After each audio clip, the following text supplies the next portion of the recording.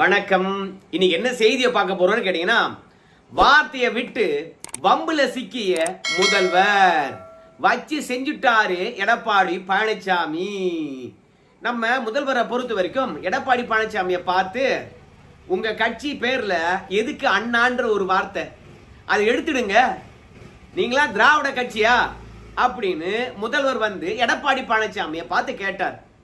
உடனடியாக எடப்பாடி பழனிசாமியும் நம்ம முதல்வரை பார்த்து உங்க கட்சியில் எதுக்கு திராவிடம் என்ற ஒரு பேரு, அதை தூக்கி குப்பையில போடலாமே, ஊரை ஏமாத்துறதுக்கு மட்டும்தான் திராவிடமா, ஆனா தமிழக உரிமையை காப்பாத்துறதுக்கு அந்த திராவிடம் இருக்கக்கூடாதா, யாரை ஏமாத்துற வேலை அப்படின்னு எடப்பாடி பழனிசாமியும் திராவிட முன்னேற்ற கழகத்துல திராவிடம் இருக்குதுல்ல அதை இனிமே பயன்படுத்தாதீங்க அப்படின்னு சொல்லிட்டு கேள்வி கேட்டிருக்கின்றார். இவங்களுக்குள்ள திராவிடம் பற்றியும் அண்ணா பற்றியும் திடீர்னு ஏன் வார்த்தை போர் மூண்டது அப்படின்னு சொல்லிட்டு கேட்பீங்க. மத்திய அரசாங்கமானது காந்தி ஊரக வேலைவாய்ப்பு உறுதி திட்டம் 100 நாள் வேலைவாய்ப்பு திட்டம் சொல்றோம்ல, அதனுடைய பெயரை மாத்தி இருக்கிறாங்க. 100 நாளா இருந்ததை 125 நாளாக கொண்டு வந்திருக்கிறாங்க. இனிமே மத்திய அரசாங்கமானது 100 நாள் வேலைவாய்ப்பு திட்டத்துக்கு மொத்த நிதியும் நாங்கள் கொடுக்க மாட்டோம், 60% மத்திய அரசாங்கம் தரும், 40% வந்து பார்த்தீங்கன்னா மாநில அரசாங்கம் போட்டுக்க வேண்டியது தான் அப்படின்னு சொல்லியிருக்கிறாங்க. இதை தான் நம்ம முதலமைச்சரை பொறுத்த வரைக்கும் எதிர்த்து இருக்கின்றார். அதுல எடப்பாடி பழனிசாமியை பார்த்து கேள்வி கேட்டிருக்கின்றார். எடப்பாடி பழனிசாமி எங்க பாக்குற, தூங்கிக்கிட்டு இருக்கிறியா? உங்க எஜமானர்களை பொறுத்த வரைக்கும் காந்தி பேரை மாத்திட்டாங்க தெரியுமா உனக்கு? ஏற்கனவே ஜிஎஸ்டி முறையை கொண்டு வந்த பிறகு மாநிலங்கள் நிதி இழப்பை சந்திக்குது. இப்ப திடீர்னு என்ன பண்ணி போட்டாங்க, 100 நாள் வேலை வாய்ப்பு திட்டத்துல மாநில அரசாங்கம் 40% பங்களிப்பு இருக்குன்னு சொல்லிட்டாங்க. ஏயா மக்கள் தொகையை குறைச்சோம்னா உடனடியாக நாடாளுமன்ற தொகுதியை குறைச்சி போடுறாங்க. ரெண்டாவது, இப்ப 100 நாள் வேலை வாய்ப்பு திட்டத்துல சிறப்பா நம்ம செயல்பட்டு அது மட்டும் இல்ல நம்முடைய ஆட்சியில வறுமையானது ஒழிக்கப்பட்டிருக்குது. இப்போ இது இரண்டையும் காரணம் காட்டி 100 நாள் வேலை வாய்ப்பு திட்டத்துல நிதியை குறைச்சி போட்டாங்க. அதனால எடப்பாடி பழனிசாமியை பொறுத்த வரைக்கும் அண்ணா பெயர்ல கட்சி வச்சு நடத்திக்கிட்டு காந்தி பெயரை நீக்குவதற்கு எடப்பாடி பழனிசாமி அவங்களுக்கு சப்போர்ட் பண்றாரா? ஏற்கனவே அமித்ஷா சொன்னா கை கட்டின்னு சேவகம் செய்யக்கூடியவர் தான் நம்ம எடப்பாடி பழனிசாமி. ஆமாஞ்சாமி ஆமாஞ்சாமின்னு போடுவாரு. ஏற்கனவே 3 வேளாண் சட்டங்களை பொறுத்த வரைக்கும் பச்சை துண்டை போட்டுக்கிட்டு விவசாயிகளுக்கு வந்து பாத்தீங்கன்னா துரோகம் செஞ்சார். அப்ப கேட்டாரு, 3 வேளாண் சட்டங்களால் தமிழகத்துல எத்தனை விவசாயி பாதிப்படைஞ்சிருக்கின்றான், அதனால தமிழகத்துல எந்தவித பாதிப்பும் வராதுன்னு சொன்னாரு. சிஏ கொண்டு வருகின்ற போது அதை ஆதரிச்சாரு. அதே மாதிரி இப்போ காந்தி பெயரை மாத்திவிட்டு வாயை சுலுக்குகின்ற அளவுக்கு சமஸ்கிருத பெயரை கொண்டு வந்து 100 நாள் வேலைவாய்ப்பு திட்டத்துல சூட்டி இருக்கிறாங்க. பச்சை துண்டை போட்டுக்கிட்டு விவசாயிக்கு துரோகம் பண்ண மாதிரி இப்ப காந்தி பேரை மாத்திருக்காங்க. வாயை மூடிக்கிட்டு அப்படியே ஆதரிக்க போவீங்களா அப்படின்னு நம்ம ஸ்டாலின் ஐயா வந்து கேட்டு இருந்தாரு. அது மட்டும் கிடையாது, இப்போ எதிர்க்க வேண்டும் என்றால் அமித்ஷா தான் வந்து பாத்தீங்கன்னா உத்தரவளிக்க வேணுமா அப்படின்னு கேட்டிருந்தாரு. உடனடியே எடப்பாடி பழனிசாமியை பொறுத்த வரைக்கும், ஏப்பா ஸ்டாலின் ஐயா, நீங்க ஒரு நீண்ட கண்டன பதிவை எனக்காக எழுதியிருக்கீங்க எக்ஸ் தளத்துல, தப்பு கிடையாது. எதிர்கட்சிகளா இருந்தா கேள்வி கேட்க வேண்டியதுதான், பதில் சொல்ல வேண்டியதுதான், நியாயமானது ஒண்ணுதான், இல்லைன்னு நான் சொல்ல. ஆனா அந்த நீண்ட பதிவுல நீங்க 2021 ஒரு தேர்தல் வாக்குறுதியை கொடுத்திருந்தீங்க, ஞாபகம் இருக்குதா உங்களுக்கு அப்படின்னு கேட்டிருக்காரு எடப்பாடி பழனிசாமி. 100 நாள் வேலை வாய்ப்பு திட்டத்தை நாங்க 150 நாளா அதிகரிச்சு தருவோம், சம்பளத்தை 2 மடங்கா உயர்த்துவோம் அப்படின்னு சொன்னீங்களே. என்ன திட்டத்துக்கு எக்ஸ் தளத்துல நீண்ட பதிவு போட்டிருக்கீங்க. வாக்குறுதி கொடுத்துமே அதை நிறைவேற்றணுமா இல்லையா, எப்ப நிறைவேற்ற போறோம், எதையாவது சொல்லி இருக்கிறீங்களா நீங்க அப்படின்னு கேட்டிருக்கிறார் எடப்பாடி பழனிசாமி. மக்களை பொய் வாக்குறுதி மூலமாக ஏமாத்தி ஆட்சிக்கு வந்துட்டு தினம் தினம் மக்களை வறுமையில தள்ளிட்டு எனக்கு கிளாஸ் எடுக்காதையப்பா அப்படின்னு எடப்பாடி பழனிசாமி கேட்டுட்டு நம்முடைய அமித்ஷா அவர்களுக்கு ஒரு நன்றி சொல்லியிருக்கிறார். 100 நாள் வேலைவாய்ப்பு திட்டத்திலிருந்து அதை 125 நாளாக உயர்த்திருப்பது பாராட்டுக்குரியது, வரவேற்கிறோம். ஆனா காந்தி பேரை மட்டும் மாற்றுவதில் இருந்து கொஞ்சம் பரிசீலிக்கணும் அப்படின்னு சொல்லிட்டு எடப்பாடி பழனிசாமி நம்முடைய அமித்ஷா அவர்களுக்கும் மோடி அவர்களுக்கும் வேண்டுகோள் வச்சிருந்தான்னு வச்சுங்களேன். இதுதான் இப்போ நம்ம முதலமைச்சரை பொறுத்த வரைக்கும் என்ன சொல்றாருன்னு கேட்டீங்கன்னா, ஏயா உனக்கெல்லாம் நல்லா தெரியுமா இல்லையா, 100 நாள் வேலை வாய்ப்பு திட்டம் தான், ஆனா நம்ம ஊர்ல இருக்கக்கூடிய ஊரக பணியாளர்களுக்கும் விவசாய கூலிகளுக்கும் மாசத்துல 20 நாள் வேலை கிடைக்குதா, இல்ல வருஷத்துல 20 நாள் வேலை கிடைக்குதா? ஆனா ஆண்டுக்கு 100 நாள் வேலைன்னு சொல்லிவிட்டு ஒன்றிய அரசாங்கத்தை பொறுத்த வரைக்கும் ஆண்டுக்கு 20 நாள் 15 நாள் கூட வேலை கொடுப்பது கிடையாது. அப்படியே வேலை கொடுத்துட்டாலும் அந்த நிதியை வாங்குறதுக்கு நாங்க படுற கஷ்டம் இருக்கு பாரு சாமி. எப்பா எப்பா போராடி தான் பெற வேண்டியதா இருக்கிறது. இப்போ 125 நாள் என்று சொல்லிட்டு யாரை ஏமாத்தத்துக்காக இந்த பம்மாத்து வேலை. அதனால எடப்பாடி பழனிசாமியை பொறுத்த வரைக்கும் 100 நாள் என்பது 125 நாளாக உயர்த்தினதுக்கு வரவேற்பு தெரிவிக்கிறாரு. ஆனா பெயர் மாற்றத்துக்கு மட்டும் வலிக்காத அளவுக்கு வேண்டுகோள் வைக்கிறார். இவர் தானே விவசாயி, இவர் தானே எதிர்கட்சி. இவரை பொறுத்த வரைக்கும் எதிர்கட்சிலாம் கிடையாது, எதிரி கட்சி அப்படின்னு நம்ம முதலமைச்சரை பொறுத்த வரைக்கும் நம்ம எடப்பாடி பழனிசாமியை கேள்விகளால் துளைத்து எடுத்திருந்தாரு. இப்ப எடப்பாடி பழனிசாமி என்ன சொல்றான்னு கேட்டீங்கன்னா, என்னங்க அண்ணான்ற பெயர் உங்க கட்சியில் எதுக்கு, அமித்ஷான்னு மாத்திங்க அப்படின்னு என்ன சொல்றீங்கன்னு வச்சுங்களேன். ஒண்ணு மட்டும் நினைச்சிங்க, தமிழகத்துல இருமொழி கொள்கை தானே 15/12/2025 உச்ச நீதிமன்றமானது ஒரு தீர்ப்பை வழங்கியிருக்குது. என்ன தீர்ப்பு வழங்கியிருக்கிறது? நவோதயா பள்ளிகளை தமிழ்நாட்டில் தொடங்கணும், ஒரு வாரத்துக்குள்ளாக நிலங்களை கையகப்படுத்தி கொடுங்க மத்திய அரசாங்கத்துக்கிட்ட அப்படின்னு உத்தரவு போட்டிருக்காங்க.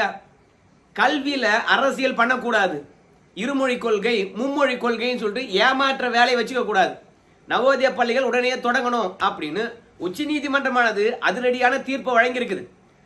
ஆனா நம்ம தமிழகத்துல இருமொழி கொள்கை தானே, கலைஞர் ஆட்சி இருந்தது, கல்வி உரிமை மாநிலத்துக்கு இருந்தது. எமர்ஜென்சின் போது அப்படியே தூக்கி உங்க அப்பா மத்திய அரசாங்கத்து கையில் கொடுத்துட்டாரு. இப்ப என்னடான்னு கேட்டீங்கன்னா, இருமொழி கொள்கையை அப்படியே சுத்தமா குழி தோண்டி பதிச்சுட்டு இப்ப மும்மொழியா கொண்டாந்துட்டீங்க. எம்ஜிஆர் தான் வந்து பாத்தீங்கன்னா இந்திரா காந்தி அவர்கள் நவோதயா பள்ளியை கொண்டு வருகின்ற போது தடுத்து நிறுத்தினார். எங்க மாநிலத்தை இருமொழி கொள்கை தானுங்க கொள்கை அளவில் கடைபிடிக்க கூடியதா இருக்குது. அதனால இங்க நவோதயா பள்ளிகளுக்கு இடமே கிடையாதுன்னு சொல்லிட்டு உறுதியா நின்றாரு. அதற்கு பிறகு நவோதயா பள்ளிகள் பொறுத்த வரைக்கும் தமிழகத்துல வரவே இல்லை. ஆனா மீண்டும் நம்ம ஆட்சி இருக்கின்ற போது 2020 நவோதயா பள்ளிகளை தொடங்கணும்னு சொல்லிட்டு சென்னை உயர்நீதிமன்றத்தில் கேஸ் போட்டாங்க. நம்மளும் மூத்த வழக்கறிஞர் வச்சு வாதாடணும். அப்படி வாதாடி தடை உத்தரவு வாங்கலாம் என்று பார்க்கின்ற போது சென்னை உயர்நீதிமன்றத்தை பொறுத்த வரைக்கும் நவோதயா பள்ளி தொடங்குவதனால இந்த தமிழுக்கு என்ன பிரச்சனை வரப்போகுது? இருமொழி கொள்கை என்று சொல்கின்ற போது ஆங்கிலம் கற்கின்ற போது தமிழுக்கு பிரச்சனை வராத பொழுது இப்போ இந்தி மட்டும் கத்துக்கிட்டா தமிழுக்கு பிரச்சனை வந்துடும் அப்படின்னு சொல்றத எப்படி ஏற்றுக்கொள்ள முடியும்? ஒரு மாணவருக்கு கல்வி கற்கின்ற உரிமை இருக்கு. என்ன கல்வியை கற்கணுமோ அது அரசாங்கம் தர வேண்டிய கடமை இருக்குது. அப்படி இருக்கும்போது நவோதயா பள்ளி வேணாம் என்று வாதாடுவதை எங்களால் ஏற்றுக்கொள்ள முடியாது. தமிழகத்தில் வந்து நவோதயா பள்ளி கொண்டு வரணும் அப்படின்னு சென்னை உயர்நீதிமன்றமான தீர்ப்பு வழங்கிச்சு. நாம் என்ன பண்ணோம்? இது எடுத்துக்கிட்டு டெல்லிக்கு மேல்முறையீட்டுக்கு போயிருந்தோம். மூத்த வழக்கறிஞர்களை வச்சு வாதாடணும். உடனே உச்ச நீதிமன்றமானது சென்னை உயர்நீதிமன்றத்தினுடைய தீர்ப்புக்கு தடை விதித்தது. அதுக்குள்ள ஆட்சி மாற்றம் வந்தது. பிறகு அந்த வழக்கில் திமுக தன்னை இணைத்துக் கொண்டது.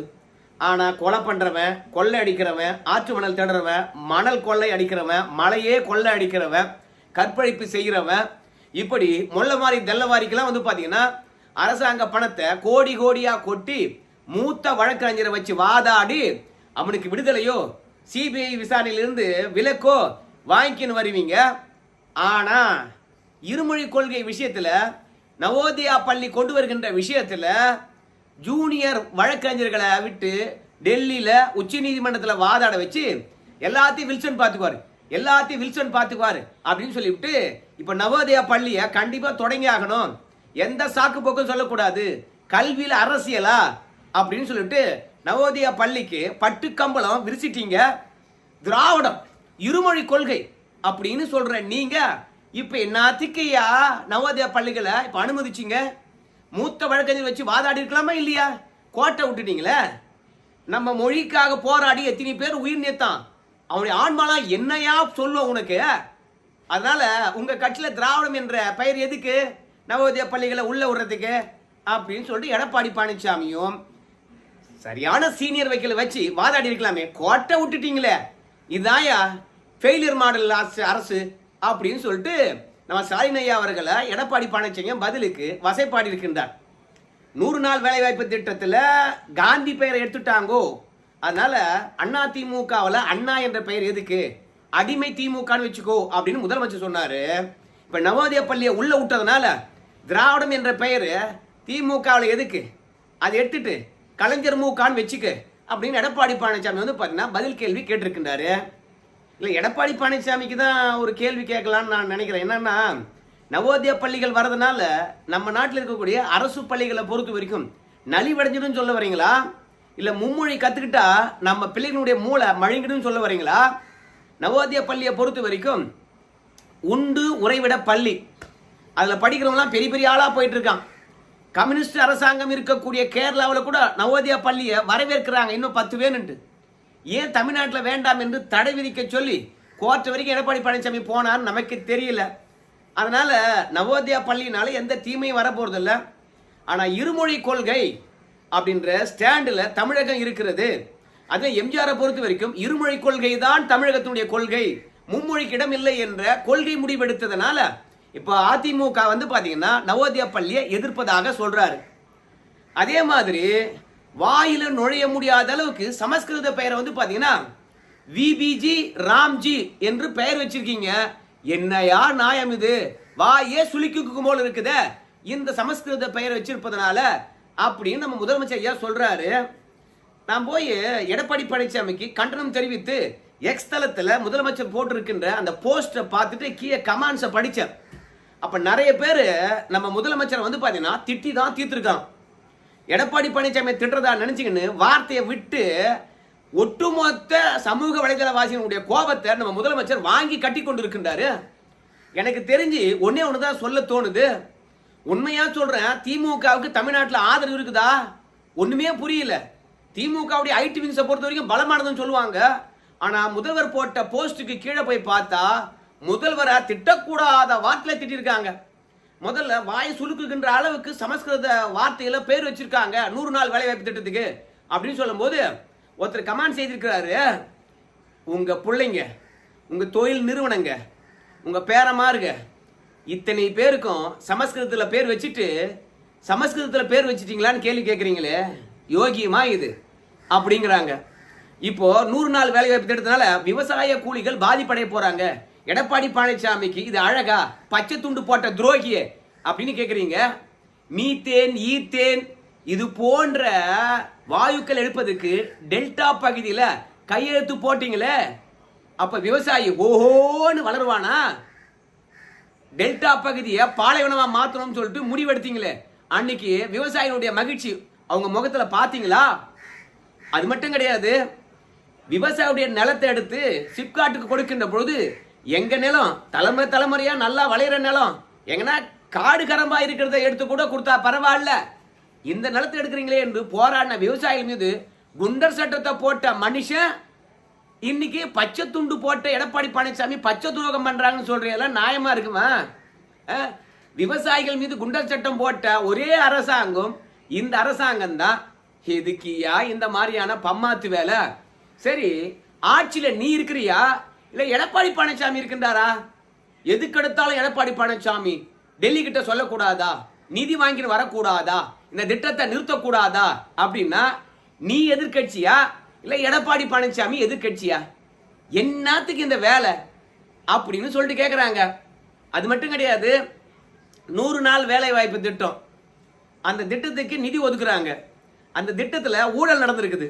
என்னைக்காவது ஏழை பாழைகளுக்கு கொடுக்கின்ற வேலை வாய்ப்புல அந்த ஏழைகளுக்கு வருகின்ற 1 பைசா காசுல ஊழல் பண்றீங்களடா அப்படின்னு உங்க அதிகாரிகளை கேட்டிருப்பீங்களா? யோகிய சிகாமணி மாதிரி பேசுறீங்க. அதோட திட்டத்தினுடைய நிதியை குறைச்சிட்டாங்களாம். மெட்ரோ ட்ரெயின் நாங்களே வந்து பார்த்தீங்கன்னா 63,000 கோடி கொடுத்து அதை 2ஆம் பேச நாங்களே வந்து பார்த்தீங்கன்னா நடைமுறைப்படுத்தணும் நீங்க, அப்புறம் கடைசியில் மத்திய அரசாங்கம் கொடுக்கட்டுமே அப்படின்னு போய் கெஞ்சி நின்னீங்க. அதையும் எடப்பாடி பழனிசாமி தான் போய் சொன்னாரு. 63,000 கோடி சொலையா கொடுக்குறாங்க. அன்னைக்கு சொல்றது தானே மத்திய அரசாங்கத்துக்கிட்ட எனக்கு பணம் வேணான்னு சொல்லிவிட்டு அப்படின்னு சொல்லிட்டு கீழே போய் பார்த்தா நம்ம முதலமைச்சருக்கு எதிராக சரியான கருத்துக்கள். அந்த கருத்துக்கள்லாம் எடுத்து பார்க்கும்போது திமுக பற்றியும் திமுக பாஜக எதிர்ப்பு அரசியலை செய்வதை பற்றியும் சும்மா கழுவி கழுவி ஊத்துறாங்கோ. அது மட்டும் கிடையாது, சமஸ்கிருதத்துக்கு பேர் வைத்ததே முதன்முறையாக நம்ம காங்கிரஸ் அரசாங்கம் தானா. அது மட்டும் கிடையாது, அரசு அலுவலகங்கள் முழுவதுமே வந்து பார்த்தீங்கன்னா இந்தியில தான் வந்து அலுவலகங்கள் நடக்கணுமா. டெல்லிக்கோ இல்லை மற்ற இடங்களுக்கோ இந்தியில தான் கடித போக்குவரத்து எழுதணும், தொடர்பு கொள்ளணும்னு சொல்லிட்டு உத்தரவு போட்டவரே வந்து பார்த்தீங்கன்னா ப. சிதம்பரம் அவர்கள் தானா காங்கிரஸ் ஆட்சி இருக்கின்ற பொழுது. அந்த அளவுக்கு இந்திய முன்னிறுத்தின இவங்க இன்னைக்கு இந்தியில பேர் வச்சு விட்டாங்கோ அப்படின்னு சொல்றது எவ்வளோ அழகு. அதெல்லாம் கூட இருக்கட்டும் ஐயா.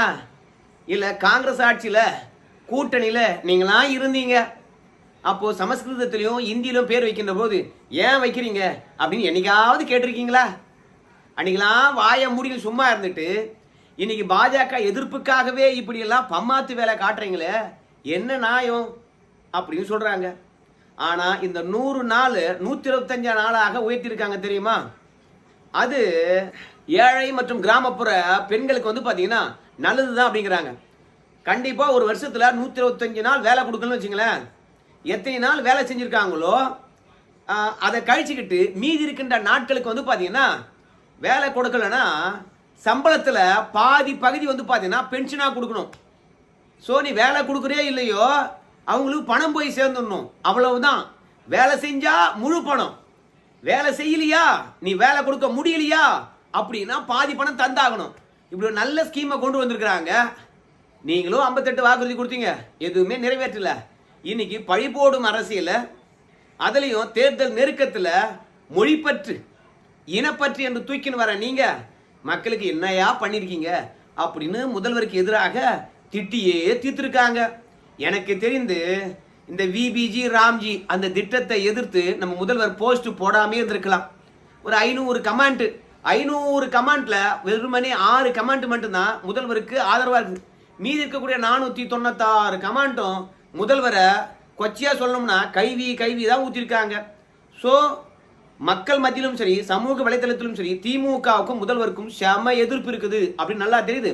ரெண்டாவது, மத்திய அரசாங்கம் கொண்டு வருகின்ற திட்டத்தை பொறுத்த வரைக்கும் நம்ம முதலமைச்சர் ஐயா அவர்கள் எதிர்க்கிறாருன்னா அது உண்மையாகவே நல்ல திட்டமா தான் இருக்கும். ஏன்னா இது வரைக்கும் கொண்டு வந்த எல்லா திட்டத்தையும் திமுக எதிர்த்து இருக்குது. அந்த திட்டங்கள் அத்தனை தமிழ்நாட்டு மக்களுக்கு நல்ல பலனை தான் தந்திருக்குது. அதனால முதல்வர் எதிர்ப்பதனாலே வந்து பாத்தீங்கன்னா அது நல்ல திட்டமா தான் இருக்கும் அப்படின்னு வந்து கமாண்ட் சொல்லியிருக்கிறாங்க. ஸோ எடப்பாடி பழனிசாமியை கலாய்க்கிறேன்னு சொல்லிட்டு உங்க கட்சியில் எதுக்கு அண்ணா அப்படின்னு கேட்டவர் கடைசியில் எடப்பாடி பழனிசாமி இருமொழி கொள்கையை தொலைத்து விட்டு நவோதயா பள்ளியை கொண்டு வந்து சேர்த்ததன் மூலமாக திராவிட மாடல் ஆட்சின்னு சொல்றீங்க. வெக்கமா இல்லை உனக்கு? உங்க கட்சியில் திராவிடம்ன்றது என்னத்துக்கு? ஃபெயிலியர் மாடல் ஆட்சி நடத்திக்கிட்டு யாரை ஏமாத்த பார்க்குற அப்படின்னு நாக்க புணிக்கிற மாதிரி நறுக்குன்னு 4 கேள்வி கேட்டு போட்டாரு. ஸோ இந்த வார்த்தை போரானது ஜனநாயகத்தில் வரவேற்க வேண்டியது. ஆனால் முதல்வர் நியாயப்படி நடந்துக்கல என்பது கமெண்ட்ஸ் மூலம் நல்லா தெரியுது. ஒருதலை பட்சமாக ஓர வஞ்சனையுடன் வந்து பார்த்தீங்கன்னா நடந்துக்கிறாரு. அவர் ஆட்சியில் அடக்குமுறை ஏவறாரு. ஆனால் மத்திய அரசாங்கத்தை கை காட்டி அவன் தான் ஹிட்லர்னு சொல்லிட்டு இருக்காரு, யோகிய சிகாமணி அப்படின்னு நிறைய கமெண்ட்ஸ் வருது. அதெல்லாம் படிச்சாருன்னா தன்னுடைய தவறுகளை திருத்திக் கொள்வதற்கான வாய்ப்பு இருக்குது என்பதற்காக சுட்டி காட்டினோம். என்ன நடக்க போகுதுன்னு பொறுத்து வந்து பார்க்கலாம். நன்றி நண்பர்களே.